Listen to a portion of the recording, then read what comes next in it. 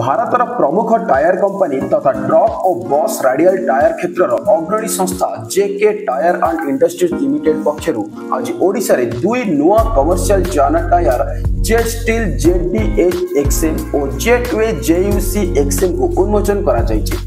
ग्राहक मानक उद्यमान आवश्यकता पूर्ण करने लगी बजार को सद्यतम उत्पाद आनिबार प्रतिबद्धता अनुसार यह नुआ उत्पाद उन्मोचन करा जायछि। बजार रे ऑल व्हील फिटमेंट टायर वृद्धि पाउथिबा चाहिदा को पूर्ण करने सह दीर्घस्थायी टायर जीवन को नहीं ग्राहक मानक रहितबा अभिलाष को पूर्ण करने लगी कंपनी पक्षर परवर्ती पीढ़ीर semi lock tyre जेटवे JUC XM को उन्मोचन करा जायछि।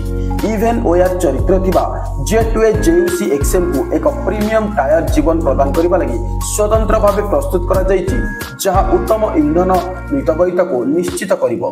तेणु ट्रक मालिकक मालिकाना खर्च ह्रास पाइबो। जेयूसी एक्सएम टायर व्यतीत कंपनी पक्षर जेट स्टील जेडीएच एक्सएम को मध्य उपस्थापन करा जायछि, जहां देशर लंबा दूर यात्रा करुथिबा गाड़ीर आवश्यकता को पूर्ण करिवो।